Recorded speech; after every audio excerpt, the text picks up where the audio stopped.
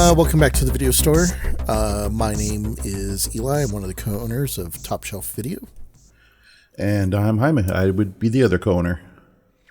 Yeah, this is a Top Shelf Video podcast where we, my brother and I own a imaginary video store, or hopefully someday a real video store, maybe in retirement. And we Never say never. we will be the ones to bring it back in full force. We're a movie podcast, but we're two brothers catching up in our older years of talking about the movies that we grew up with in the video store, that either influenced us or had some sort of marking, I guess, in our younger years, and. Yeah, we're just talking about some of those movies, and I feel like today's movie is... It's funny. It's funny that I hadn't really thought about this movie until you called it out and said, like, hey, this is one that we need in the video store we need to talk about. But also, like, I don't know why I don't think of this movie more, like, than I should. And I did do a little bit of background research of, like, why is this movie, like, sort of forgotten, but also at the same time a massive, like, cult following. It's strange, right? Because same thing. I kind of forgot about it, but now that I've in my older years, I guess now that I've realized that I'm in a good place where I can kind of allow myself to be a kid again. Yeah. And now I've got, teenage. I got one teenage boy left, and I've got now that D&D's kind of back pop. I'm sure you've noticed it's resurged big time over the last decade maybe, right? And so now that D&D's kind of a staple in our house again, and we have our monthly get-togethers and all that. When I started skimming through my stuff, I'm like, why have we not watched this already? Because this is like, this could be, I guess, adapted to a D&D session or two. I was just like, when I watched it again, man, I was just like, oh geez, man, this is the perfect story, and the visuals will help any kind of dungeon master or GM give you those kind of visuals to help with the whole theater of the mind stuff. It was definitely a good revisit for sure. Yeah, we're talking about the movie from 1983, Krull, and I think there's a number of reasons for that. I think one of the bigger reasons that this movie probably, if I'm not mistaken, this movie was roughly about a $30 to $40 million budget movie at the time. It was one of the largest expenditures in as far as movies go of the year. Uh-huh. This is the same year that Return of the Jedi came out. And a couple other like sort of big hits. Before a massive year in Hollywood, and I feel like maybe why it's a cult hit is because, we'll talk about it as we sort of talk about the movie as a whole, but it's effectively Star Wars-esque. It's very like influenced from, I would say, the beats of Star Wars, but not necessarily, like it is science fiction, but it's actually kind of neat because I can't think of too many movies that are true what you could use the term science fiction and fantasy in the way that Frank Fazzetti, sort of would do those paintings. Like, Frank Fazzetti is, right? The guy who did like a Heavy Metal magazine. It was like that, those images that you would see like on Conan the Barbarian, like that sort of that. Right. I want to say he did the artwork for the book Conan the Barbarian, and he had that very like the women that were like very busty, and like the guys that always had like super muscular with like the big swords or whatever. Yeah, and riding the that's what you think of when you think of fantasy. Yeah, that's what you think of. Yeah.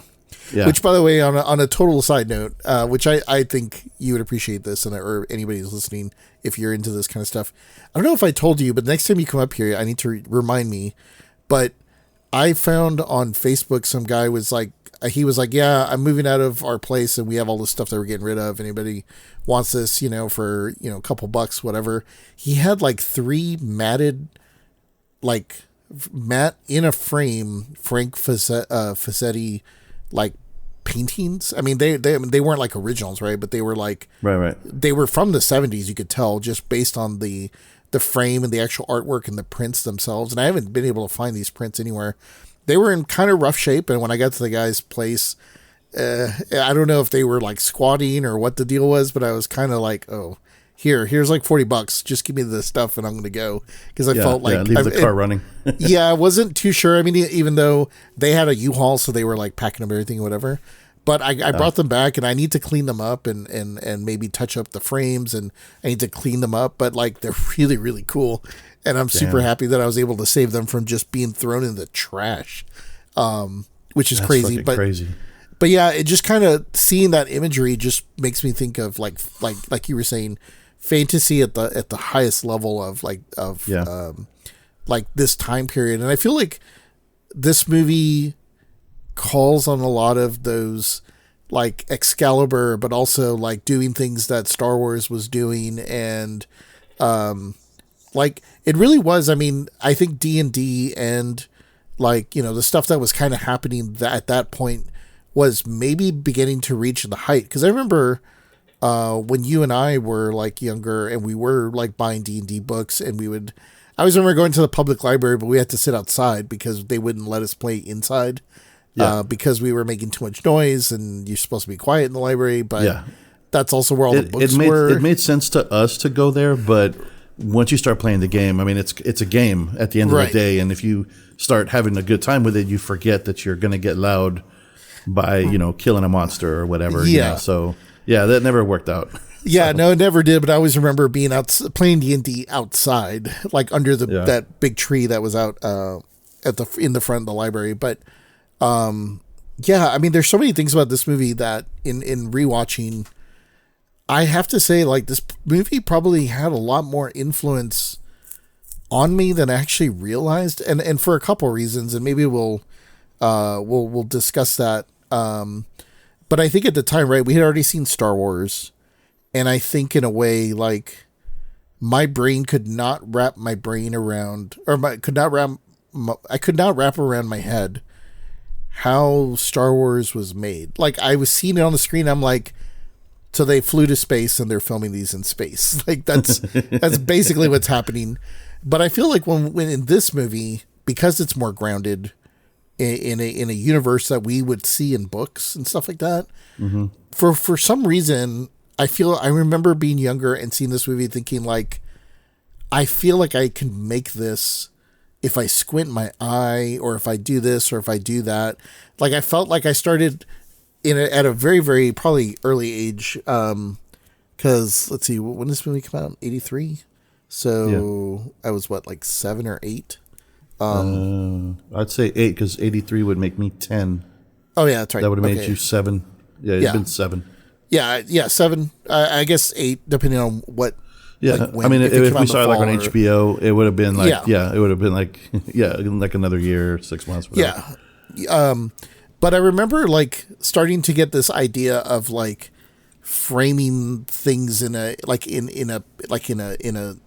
visualizing what a frame of a picture in a film, what it is and how it works and how perspective and forced perspective worked. And because there are things in the movie that I guess, you know how like nowadays people are like, oh, that's clearly fake and that's clearly fake. I would probably say that most people actually think they know what's real and fake in current movies, and I think that a lot of times they're wrong. And if you watch like that Corridor Crew videos, ones that I've mentioned to you, the guys, the CG guys, special effects guy, I think those guys kind of prove the point of like, I don't think like when it's done well, they're blended together, and I think like a movie like this that didn't have those same opportunities as current people did, have to do things more in an optical sense. Like, I think the tricks start to show themselves a little bit. And so I think maybe my, like, forming brain started to pick up on some of those things and going like, that crack in the ground kind of looks like the cracks in the back of Theo Eddie's, like, yard if I get on the ground and lay on the floor and squint my eye, because now it looks like a big canyon, even though it's just cracks in the ground, right? And I started, like, understanding a little bit of the concepts of like, oh, so it actually matters how you see these things.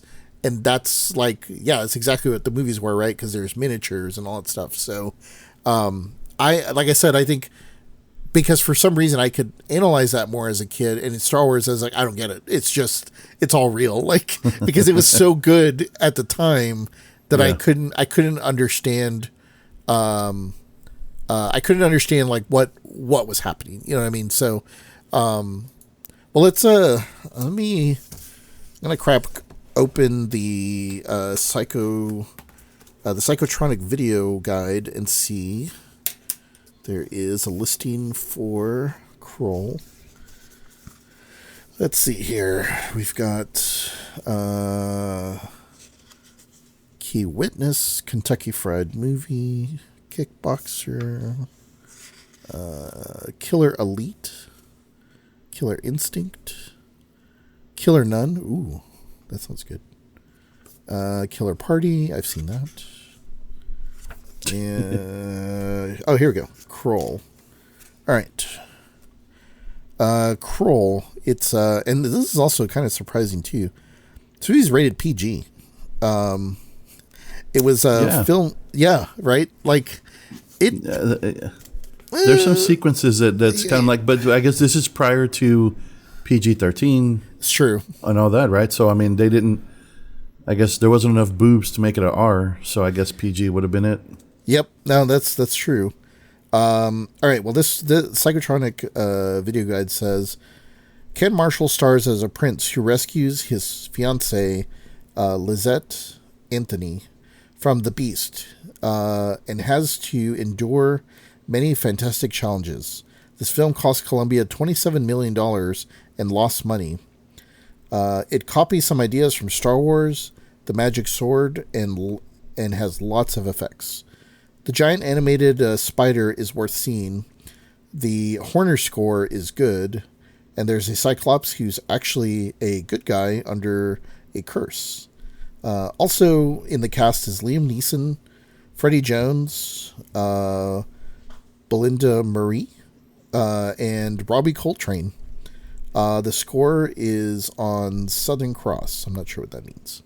I guess maybe that's like a distributor or something. So, I also see a movie here named Kung Fu Zombie, but we'll come back to that one another time.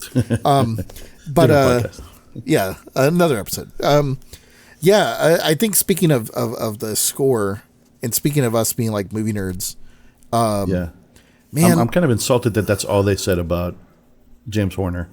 Yes, they're like, what the fuck? No, he needs more credit than a little sentence like that. I outside of what we've talked about, Last Starfighter, which has a great soundtrack, or a great score, I should say. The difference between a score and a soundtrack is pretty big. But, man, the score for this movie is phenomenal. Yes, it is phenomenal for a movie that didn't make back their money. Yeah, the score is phenomenal. Yeah. I remember being in band, like when we were in our concert bands, and granted we didn't have orchestra bands, so there were no string. We didn't play when there were strings. I guess it was too expensive for down south. But man, I always wanted to play music like this. Like it was just, like it was super cool, and it always made me a little jealous of not picking an instrument like a French horn or some like a big brass instrument that has like that big tone, but at the same time, like the timpani and everything else. Like if you didn't have a picture to put to this and just played the music and said, hey, draw me some concepts of like a fantasy sort of realm, like you got to put on this music. I mean, it's got the hero's march. It's got like the villain, like draw to it. It's got like the quirky curiosity sort of music tones in it and everything. I will say though, if you remember, I mean, and you may have picked up a little bit on this too, because I think Star Trek II: The Wrath of Khan was before this. Yep, that's his too. You heard those tunes, right? I could hear the similarities. I was like, when I looked it up, I already had a feeling, and a quick search confirmed that because I was like, this has a lot of Star Trek 2 vibe. Yeah, it does. Which again, another awesome, score for that movie. Right. Yeah, he also did Braveheart, and that's another one that the movies where the music kind of is a thing that you remember. Then right. Well, this in Alien, the original Alien, like he did that, and that also has more of like it's funny because as a science fiction movie, that is more of like a horror theme sound score than this one, and this one like just kind of has, because there are some scenes when they talk about the beast and they talk about some of the aliens and stuff that are kind of involved in, like you do get that sort of like almost like this overarching sort of I don't know, like swooping sounds of like distant horns, like trombone and bigger brass, but like in a distant, sort of like evil is approaching sort of feel. It's so cool. Like I wanted to look it up and well, according to I guess the Psychotronic Video Guide, I guess I should look up Southern Cross and find out what that is. But like I almost like now when I work on some stuff here in my office, like I almost want to like just pull up that music and just kind of have it in the background when I'm working on things, because it's very inspirational. Yeah. It's really, really cool. And yeah, so the movie starts with the score, and you kind of get, again, I guess if you're talking about taking beats from Star Wars, this movie almost rips off like beat for beat right at the beginning of Star Wars, right? Yeah, because you get a black screen, and then you get this voice that's telling you about I guess he's sort of telling you in another time, in another galaxy, or but that there is a prophecy. The prophecy and all this stuff, and so you're kind of getting the foundation of like what we're about to watch, and then like you start getting all the credits on the screen, which even for the credits, like for a movie like that, like the credits were actually like pretty good, and I think they're there to really just support the music that they're playing, because like you said, I'm sure they were like, we paid this guy a lot of money, so we got to make the most of this score. So they play in the very beginning, but instead of getting a big Star Destroyer at the very beginning of Star Wars, this one we get the big, we get the big ship, or at least what we think initially is a ship, and I guess it is. Yeah, it's it looks like, I mean, it looks like a rock. I mean, it looks like a mountain. I mean, that's it's called the Black Mountain. Yeah, yeah. But it basically, I guess it doubles as a ship, just like the way it's on its side basically, and it just kind of gives you the slow panning of the what essentially would be the side view of a Star Destroyer, right, coming into screen, and then you know. So no, I get what you're saying. It was kind of a Star Wars ripoff. Yeah, and it's funny because like I was mentioning earlier, my brain even at a young age was picking up on some of these things, but like it was cool because you get to see it against the planet. So you see this big ship, or mountain ship, like passing through, and you see the planet in the distance, and you see like actually like two stars like off to the distance that are like kind of there. So there's like a lot on the screen, but what I was picking up on and what I kind of learned about is like, it still didn't feel right. And I as I've gotten older, I kind of learned it's like, it's partly because of the way they lit it, and the shadows are like, the shadows need to be smaller. They need to not be bigger. And it gives you a sense of scale. But in any case, like that whole opening sequence is really cool because I think it sets up this tone of like, wait, we're in space? I in the trailer, I saw guys with swords. Like, what is this? Yeah. You know what I mean? Like, yeah. But I love that, and I feel like right from the get-go, I wish more movies would kind of be a little more brave to do those sorts of things of like, yeah, it's science fiction, it's a flying mountain, whatever. Like, it doesn't have to be like super, like, and I appreciate like stuff like a Star Destroyer and the detail and the thought that goes into building that kind of stuff. But at the same time, like, I actually think the design of this Iron Fortress or the Black Fortress, is I mean, it's kind of neat. Like, it is kind of cool. Would make a really cool toy. And it just I feel like what didn't execute well on it, and I don't think it's any of their fault as well. It's just that Star Wars had just come out and had like revolutionized how that stuff works, and these guys were like kind of there, but not all the way there. Like they were better than the black and white like ship on a with two pieces of string and the background's moving, where it's like, oh, that's space. They weren't that bad, but they were definitely not Star Wars, and Star Wars had a very specific technique. So they were like somewhere in the middle, like somewhere like closer to Star Wars, but not that close to Star Wars. And I think you could just pick up on some of those things, which I think adds to a little bit of people's like, it's not as good. It's like, well, of course it's not as good. It's not. It's not Star Wars. That whole team, you can't. They definitely raised the bar, but I mean, for this movie, what they did was good enough. To obviously to put it out. So absolutely. And I feel like it still helped with the story. Yeah, absolutely. Because it sets the tone, right? It sets the mood. Yeah.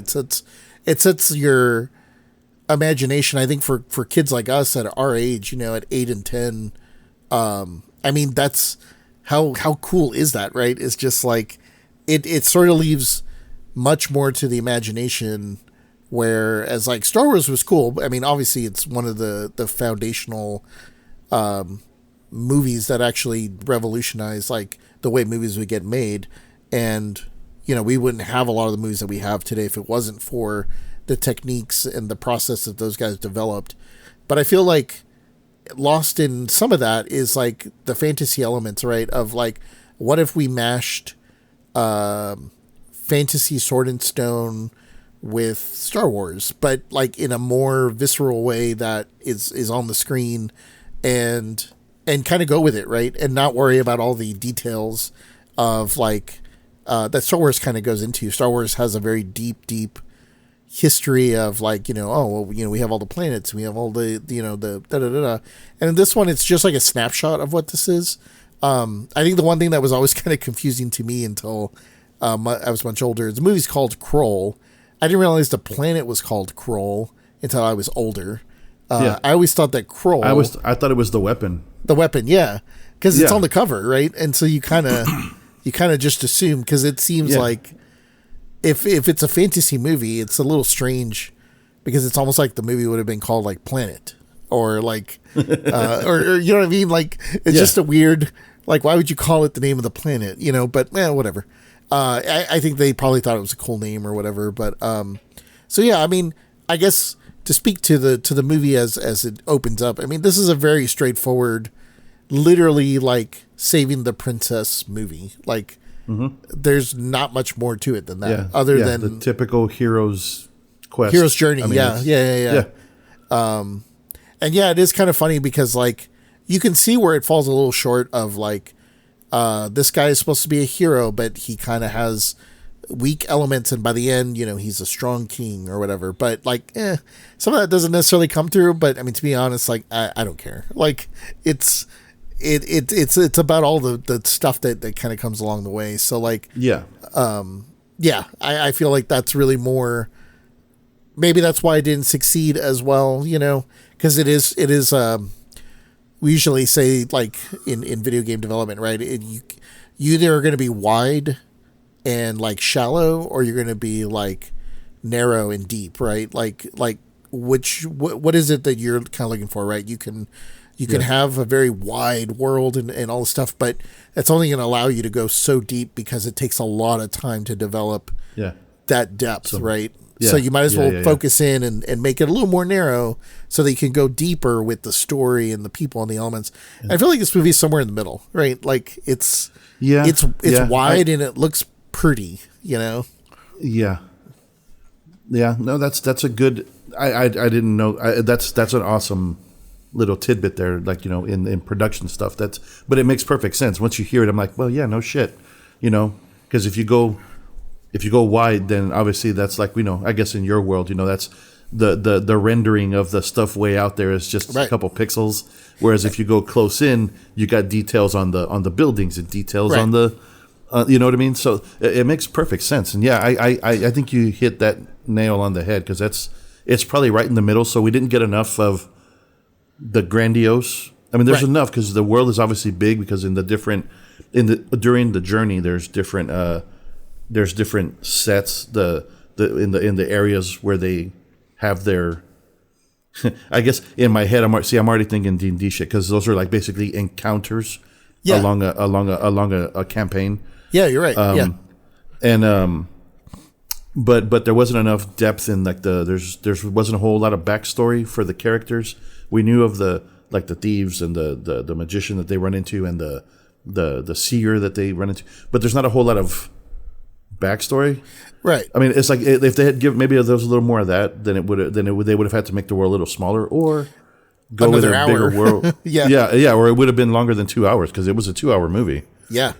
It would take more time to develop characters and more of that sort of those beats to it. So the movie kind of kicks off with like there's a wedding. Our hero.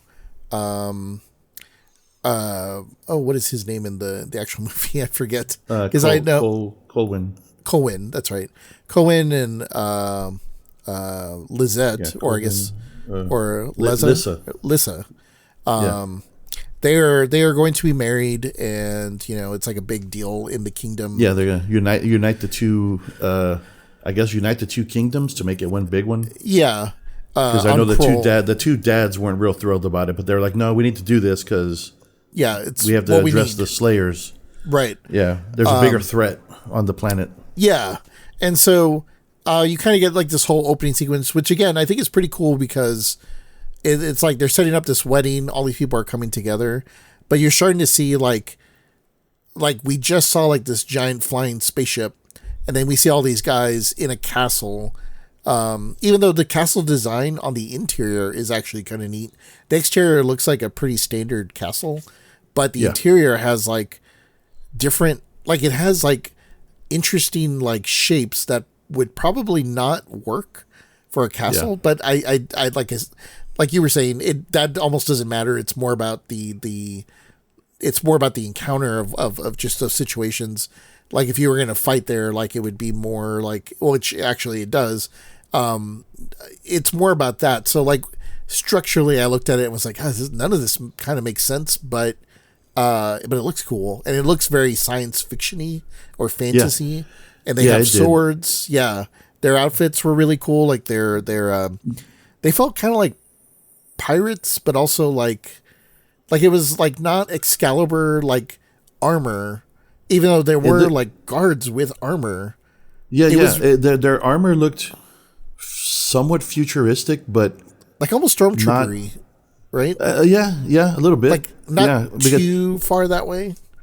Yeah, no, yeah. I guess. I mean, I don't know. I guess they envisioned because there was a alien science fiction piece to this. I guess they felt they were going to, counter that over here with because I mean the I guess the knights or the soldiers, because I mean I would have thought if they were going for if that part of it was like the sword and shield kind of the kingdom realm or whatever, that they would look a little more maybe traditional knightly, I guess. Yeah, but they actually looked more like they looked future. Yeah, I think stormtroopers or. They look actually. You know what they look like? They look like the guards that protected the emperor, like in the red guys. That. The damn. What were they called? Was that the? Crimson? I think it was like the Emperor's Guard or something like that. Yeah, there may be something like that. Yeah, something along those lines. But yeah, they had a particular look about them, which I liked that design. Like I thought it was really cool. Like and it was different. Yeah, like I didn't dislike it, but it was a little. It was noticeably different from what they were going for, I thought. Right. Yeah. They were still in castle, but then this looks a little more upgraded, I guess. Yeah, like it was like it pulled away enough from like Excalibur armor to make you go like, seems effective, but also seems very futuristic because maybe it's made of like a metal or something that's more, it's more capable than just seeing like old school like metal, And I also like because they had like weapons that were kind of like staffs that would shoot, which was kind of neat. It was like a forward facing. Oh, the Slayers, yeah. Well, the Slayers, but also some of the soldiers inside the castle. Like they also, some of them had flames at the top, but it was like more of a staff that had like a bulbous at the top. So when they would like lean it forward, it was kind of like it was almost like a rifle.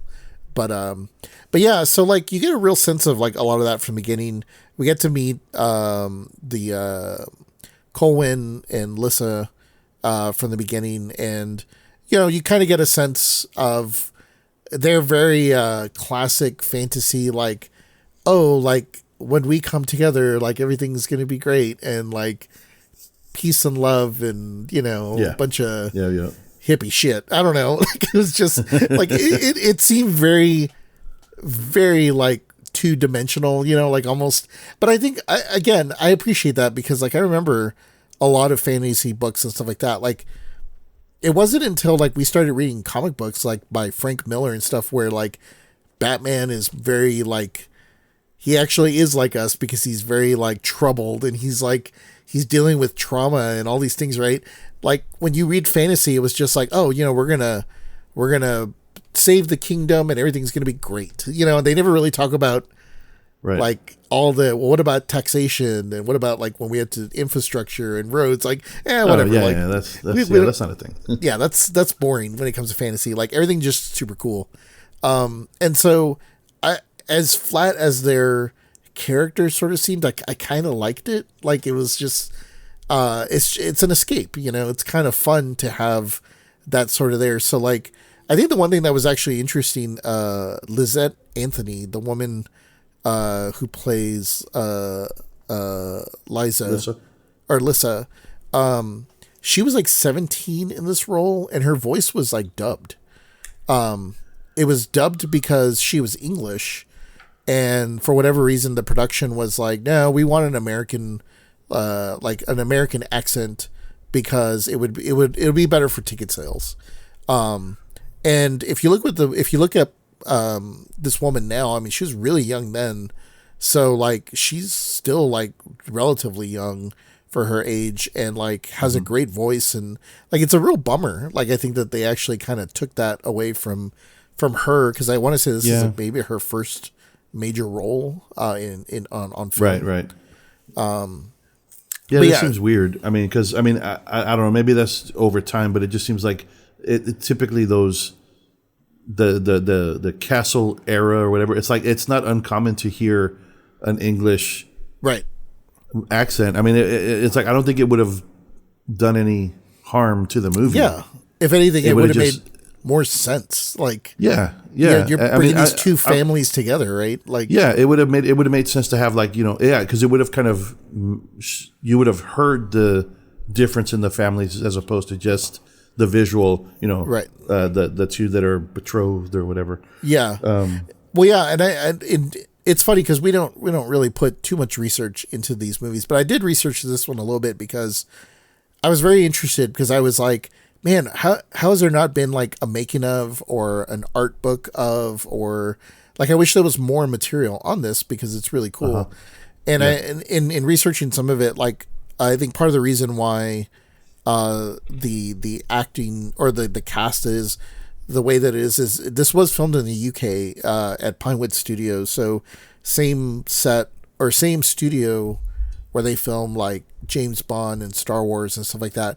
At the time, this was the largest set ever built for film, and then I'm sure that got superseded like only a couple years later. But as we kind of talk about some of the sequences here, you can tell what's filmed inside of like a soundstage, but even then the design of a lot of that stuff is really cool, and it really kind of pushes through. And I think the deeper the movie goes, the more I love the aesthetic more and more, and the more that I actually felt like immersed into the world and the world building.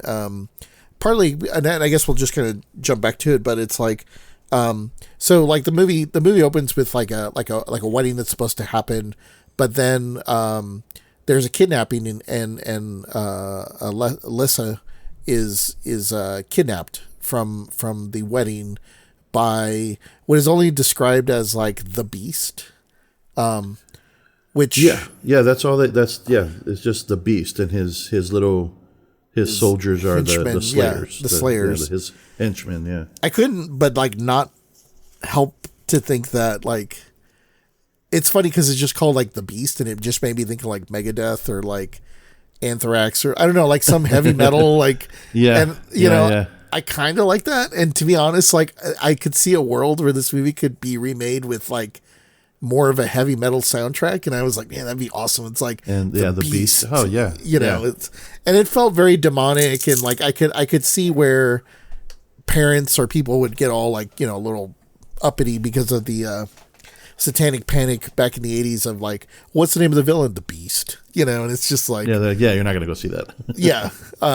So she is kidnapped by the Beast and the Slayers, and there's like a war, or I guess like a little skirmish that happens within there, which I think is kind of cool because like again the music really highlights I guess the only term would be swashbuckling, like sort of and there's literally him doing that.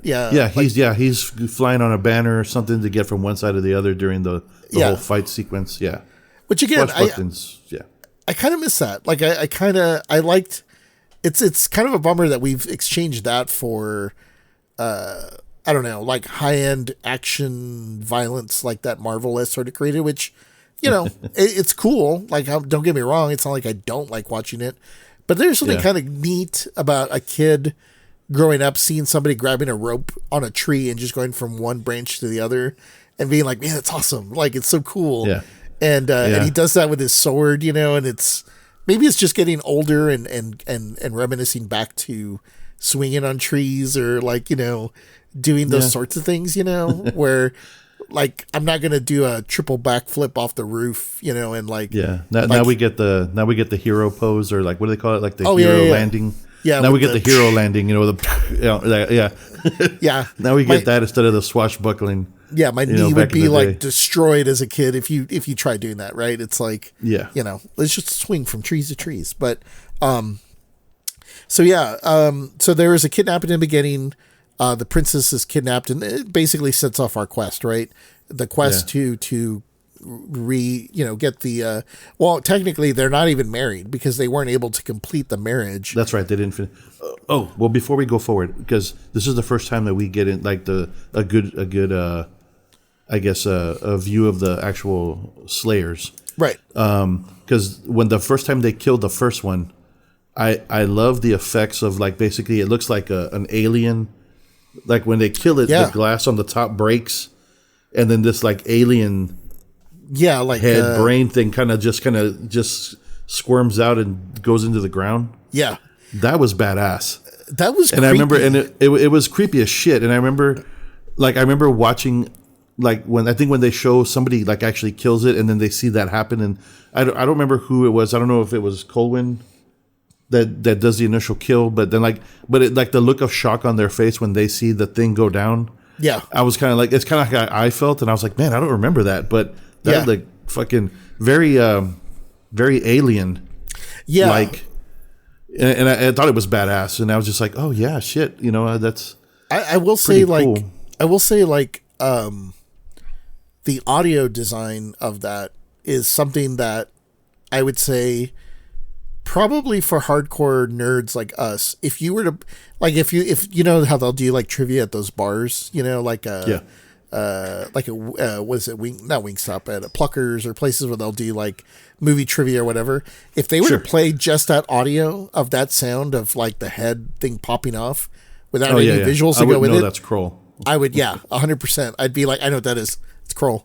Because that sound of them dying, or whatever it is that they're doing, retreating or like burrowing into the ground or whatever, like, man, that really resonated as a kid. Like for some reason it was scarier as I remember as a kid. I mean, I remember seeing it now thinking like, oh man, it's messed up, like, but cool. Like it's super cool. Like it's a great, it's a kind of a great concept that, and looking at it in its design too, right? It's like this, almost like an octopus sort of thing. Cause I assume that the tentacles that go down or the back end of it are sort of mechanical-esque. Like they're not it's not like mechanical wires, but it is almost like organic wires that are attaching itself to the body, and that's what's controlling the body.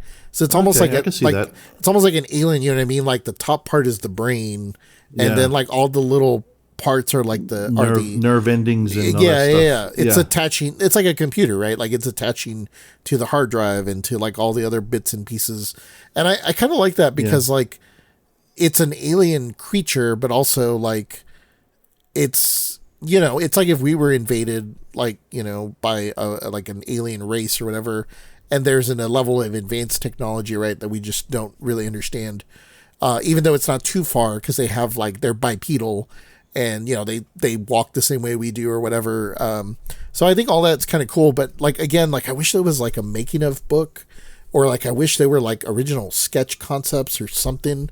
Because the design of the design of those dudes also are very, like, very well thought out. Like, the silhouette, you know, is very, like you could sketch that, like, in 2D, just a silhouette. You don't even have to go into detail, and you would be like, oh, that's a Slayer.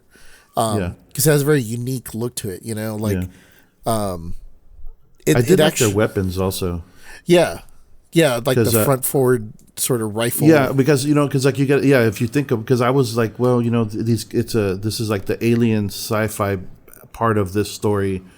Cause I mean, you know, it would just make sense that anybody who has a firing weapon would clearly have an advantage over guys with swords. Right. But I like that they kind of balanced the fight just because those guys, it was almost like it was almost like a musket. Like they had a single shot, and then as soon as they would shoot their round, they would flip it over then it became a melee weapon. Right.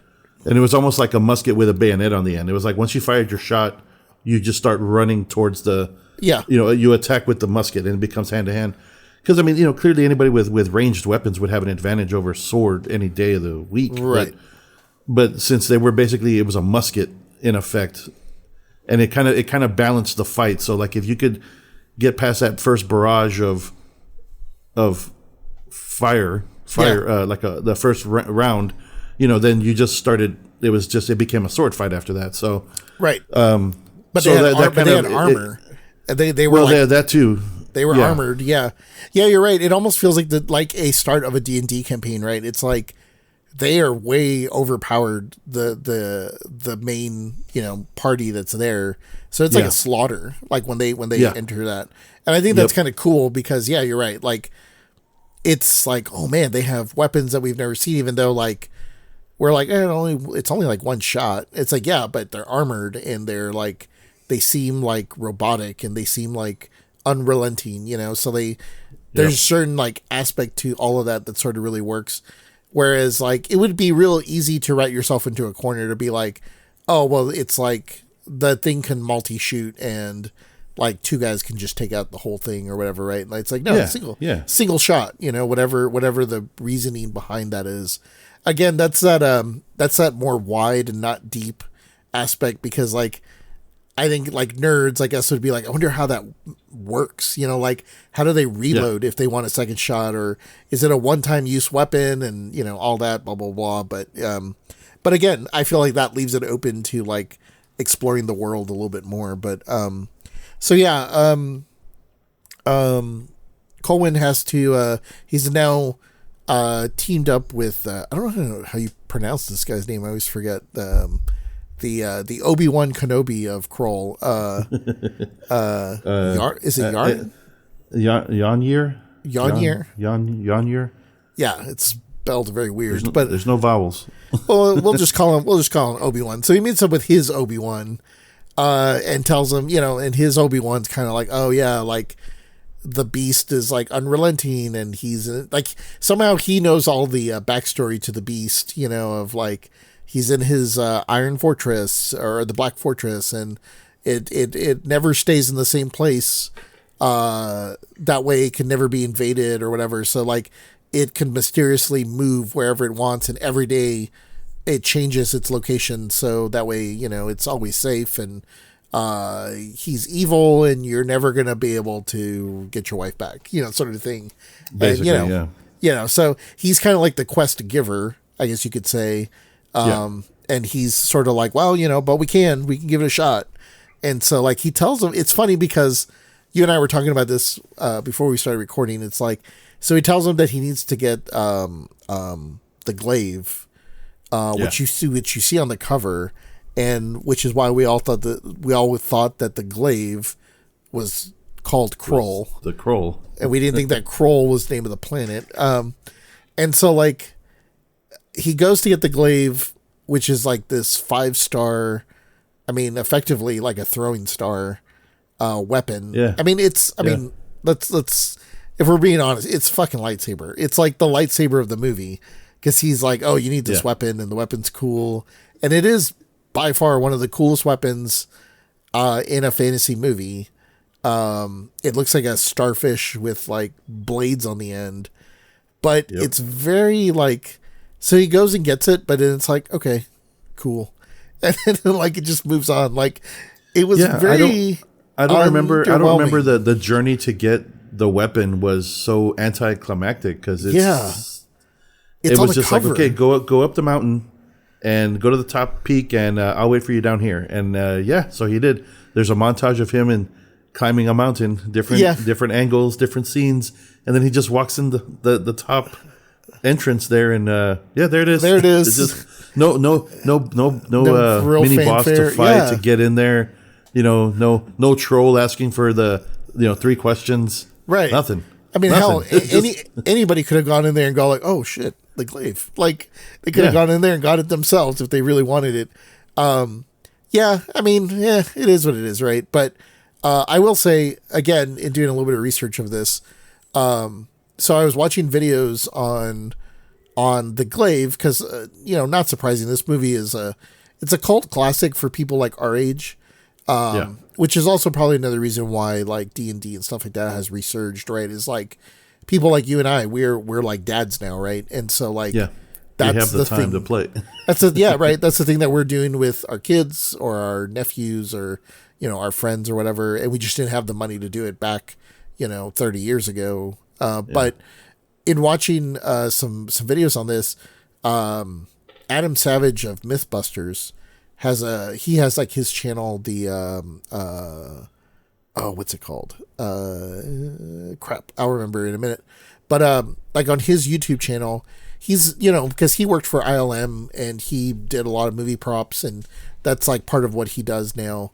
But he was in London, and he was at an auction house where they had a bunch of stuff from movies that they were going to be auctioning off, and they had one of the glaives that was actually used in the movie, and they show it like up close, and it is super cool. And he goes into great detail describing it, and he was like, most movie props are generally not this detailed. He's like, this one's made of brass. It's like all the detailing, as you can tell, is like very hand done details that make it look even cooler than it probably even needed to be seen on screen, because you wouldn't even see that level of detail. But they show the back of it and how the blades kind of came out. It was super cool. And I was like, and the video was like 2 years old, and I was like, man, I wonder how much that thing sold for, because it's like a actual movie used prop. But the fact that it's made of brass, and like it's interesting because like you see the one side that's like on the cover, and it's super detailed. It's got like the gem and stuff on it, and the backside it's just flat. Like there's no detail on the backside, and you can actually see the blades because they're just exposed. And it's really it's a real simple mechanism that actually just like, it's like a rubber band that actually has like a bunch of that pulls them all in and locks it into a thing, and then basically it's got like a little like an end clip where you just push it and it opens, and then the blades come out. So it's super well designed as far as like a prop goes, but this is probably one of the most iconic like movie props of the 80s. Yeah. I would be curious how much that went for. Oh yeah. Like, I don't think it went for millions. I would say it probably went for a couple of thousands, but well, yeah, I don't sure. know.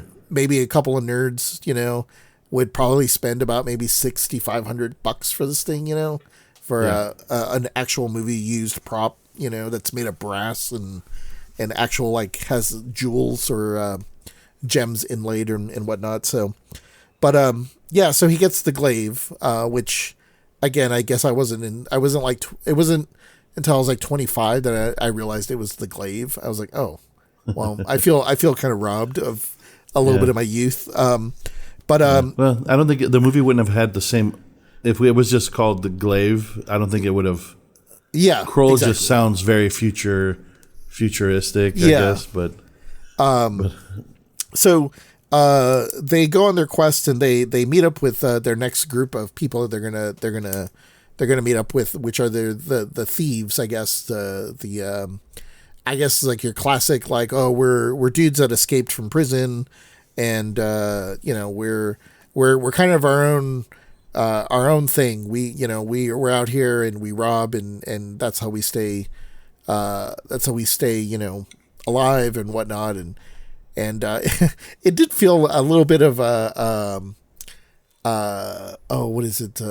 Monty Python, the Holy Grail, where he's like, well, I'm the king of the land. He's like, who made you king? Like it was like a very moment, like, that's not very democratic. But it was kind of funny because it kind of like leads to that a little bit. If he's like, well, I'm the king of the land, and they're like, well, whatever, but he talks them into like speaking of like, basically like I'm the king, and I'll pardon you if you help me on my quest. That's right. Yeah, he pulls out the key and he's like, yeah, because he has a key to the shackles, and he's like, only so and so and so and so have keys to the shackles. He's like, yeah, that's right. Yeah, like that's just proof that he's I'm who I say I am. Yeah. So like he basically says, he'll pardon him if they come work for him. But we see a very young Liam Neeson, which is kind of interesting. That was cool. We didn't know who was who back then. They were just, there weren't any. Well, at the time, we didn't know any of these people to be big names. It was just, who would have known that Liam Neeson would, Yeah, wasn't Liam Neeson also in Excalibur? Or I'm thinking he was in Excalibur. Yeah. Okay, yeah. Because I remember he was in Excalibur, and so was Picard. What's his name? Patrick Stewart. Patrick Stewart is in Excalibur. Yeah.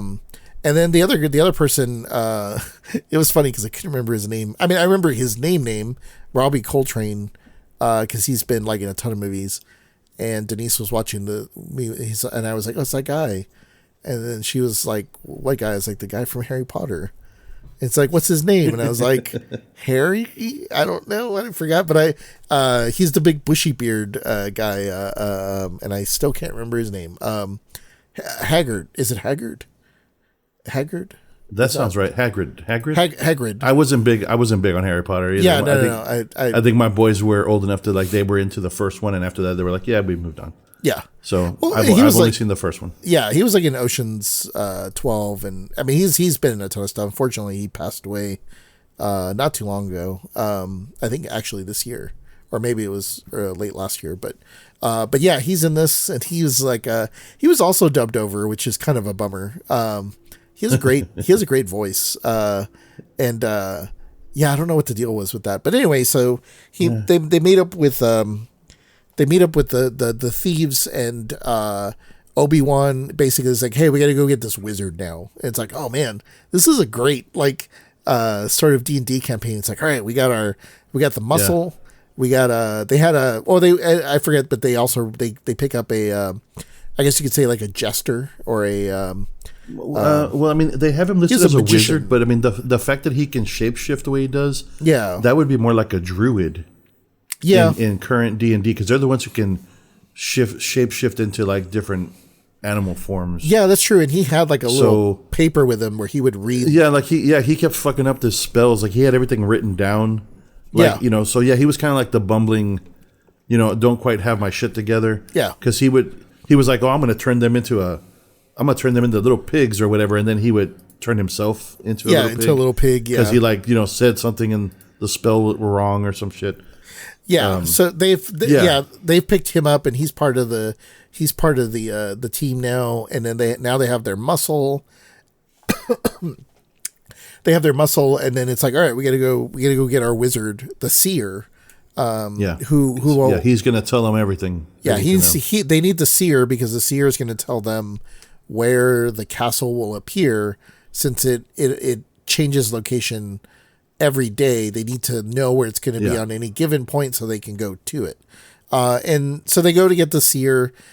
I love the design again of this wizard. Like he looks like a wizard, and I think only because he's got a white beard, but like he also looks like he looks very heavy metal. Like he looks like somebody that if you had a record called The Beast by like Megadeth or Sepultura or something, like I could see like this big demon in the background, and then like on a hill is like this wizard seer guy, because he's got like this kind of old look to him, and he's bald, but he's got like kind of long hair, like he's like an old metalhead. And if he was like just holding a sword or something, like, I don't know, he just got a certain look to him that he looks, to me, he looked like what you'd badass. Imagine. Yeah. Like, he looked like he'd seen some shit before he lost his sight, but he had everything just right. I mean, the garb, and he had his walking stick, and right. He looked the part. I mean, it was a really good props. And, it was very good design.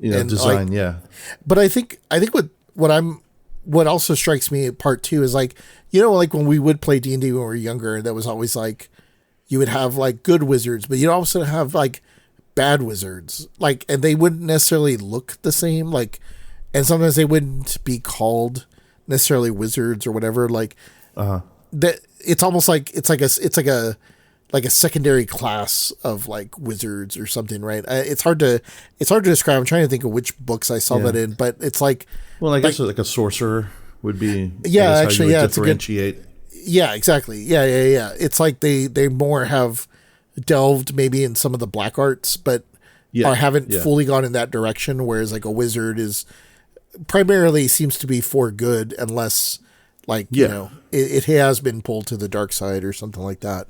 So yeah, they get their wizard from the Emerald, I guess like the Emerald Temple, I think, or something like that. And that sequence is actually that's where they're going. Oh, that's right. That's where they're going to go. That's where he has to go. But yeah, it's really cool because there is a very like Lord of the Ring-esque sequence in there where he's trying to see where the Black Fortress is going to be. He's using I guess it's like an emerald, right? That he's using as like almost like a crystal ball. And the beast, I guess, is able to sense that somebody is like, I don't know, someone's jumped on his Wi-Fi or something. Like he's like he's on his connection, and like that sequence, and it's cool because he's able to sort of see where the Black Fortress is going to be, and then this hand appears through the emerald and crushes it like right in front of everybody. It was, he basically counterspells what the seer's doing, and he blocks him from finding where he's going to be. That was pretty scary. Which was cool. Yeah.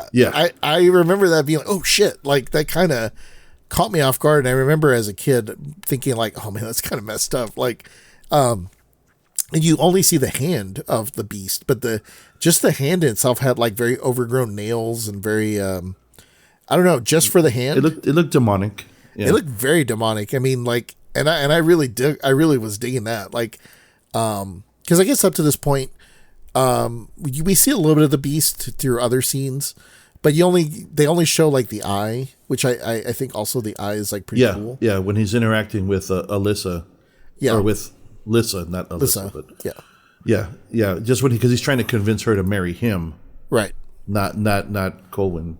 Yeah, and so like it's just kind of cool to see that sort of demonic kind of look. So they decided they need to get to this Emerald Temple, but then they have to go through like this quagmire or swamp area in order to get there, which is a really cool sequence. That is one of a couple of sequences that you can tell are definitely filmed in the sound studio.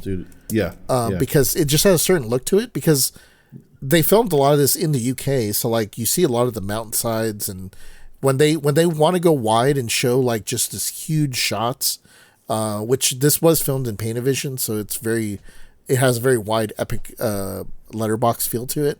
It's really cool. But then when they go into the soundstage, you can tell, even though that's like one of the largest sets ever built, it still felt kind of small and like limiting.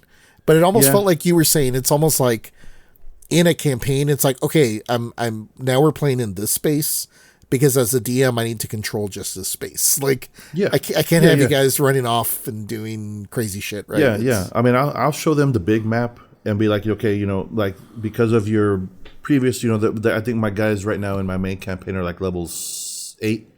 So they've already kind of been around. So now I can show them a map of kind of like, okay, this is the town you're in. And they're telling you, their NPC that's kind of giving them the some hints. They're like, okay, well, you got to go to the mountains to the east.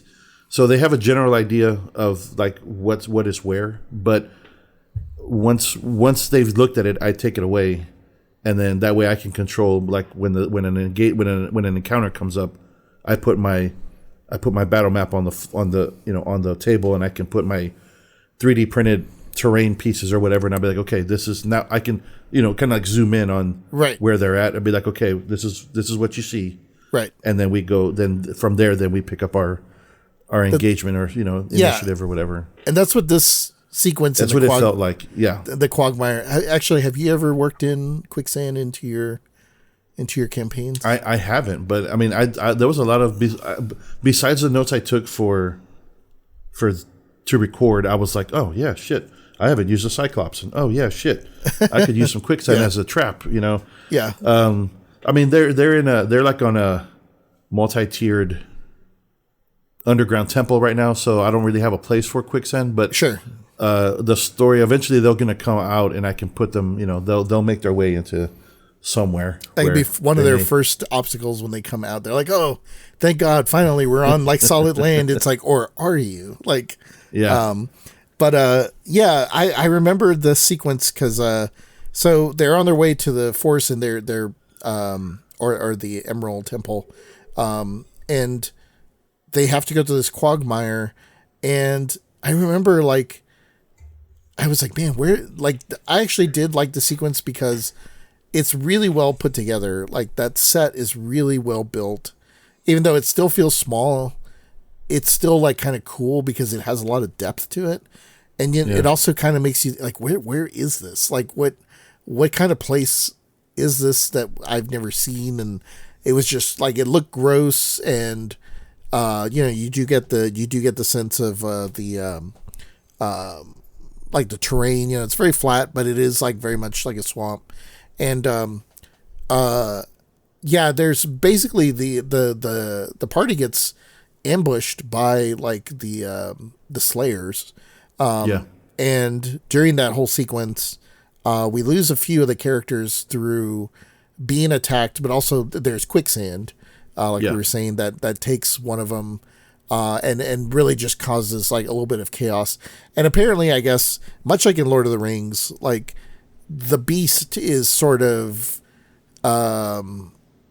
he's not telling them they have to go this way, but I guess he's kind of throwing like dungeon master obstacles, I guess, because like he knows where they are, and I guess he kind of is able to sort of manipulate sort of maybe the area and some of the people that are there, because he's able to send, I guess, like a super seeker is what I'll call it, who is like a doppelganger of the it's like a changeling, I think is what they that's refer right. to. Yeah.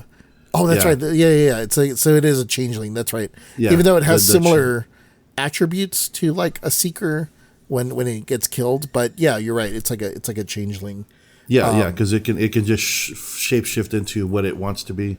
Right. And that's why it kills off the actual seeker. Right. And then just takes his place and just sits there and waits. Yeah. Which again, a lot of that I forgot about all that. Yeah, that was super cool because it is kind of creepy. They kill off the seekers that attack them, but then as the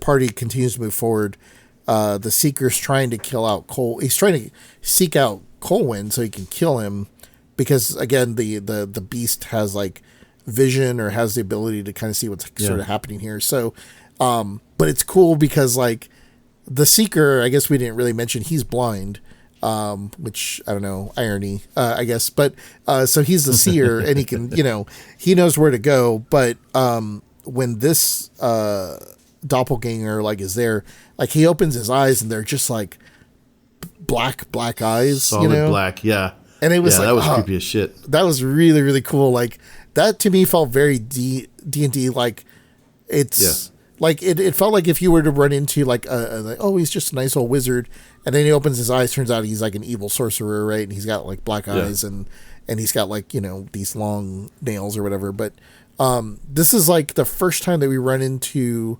because the doppelganger almost kills Colwyn, but he is killed by a Cyclops that has sort of been tracking them the whole time. And we see him a couple times throughout the movie, but like very just a little bit. And they almost like don't mention it. Or no, that's not true. They actually do mention that like they're being followed. And I think like Obi-Wan or one of the characters is like, oh no, it's cool. Like they're harmless. They won't do anything to you if you don't mess with them. I remember something along those lines, that like the Cyclops are very like proud people or whatever, but they're not fighters unless you kind of mess around with them or whatever. And then in this sequence, he takes out the doppelganger and saves Colwyn, and he sort of introduces he found himself. The body. He found the body of the actual seer. Yeah. So he runs to go catch them, and then he kills the changeling right before he gets to Colwyn. Yeah, and I think, man, the Cyclops is cool. Like, I can't think of too many movies where there has been a Cyclops, or I mean, outside of your standard Clash of the Titans, and I'm about to say I think Clash of the Titans is the only one I can think of. And even then, he was like evil. I can't think of too many other like instances of a Cyclops. But like he has a great voice. He has a great presence. I love his weapon, like the trident, I guess